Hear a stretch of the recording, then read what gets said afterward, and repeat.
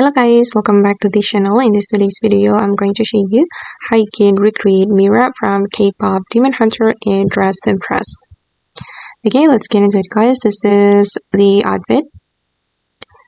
First of all guys, for the hair, you can choose this hair and then you're going to make it stiff and make it this color. Combine it with this hair, we can make it no bangs and apply the same color. And this one as well, you can choose only bangs and then you're going to make it pink like this and put on this earring, make it this color, and this necklace, make it this color, and also this necklace from the coat item, make it black. Okay, and then the next one, you're going to go to this location and put on this t-shirt and then you're going to make it black and change the pattern to this one.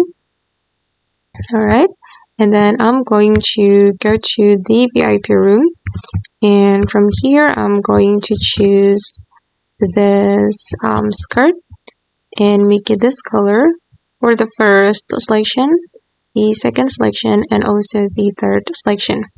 And for the material, I'm going to make it matte. Okay, done. And then I'm going to put on this skirt right here and we're going to apply the same color like this guys and put on this item. You're going to make it only boots and then I'm going to make it black for the first selection, and for the second selection you can make it this color. This is for the color code for the third selection as well. Okay, and I'm going to put on this item. We're going to remove the fur and we're going to choose toggle 2, and for the color you're going to make it black.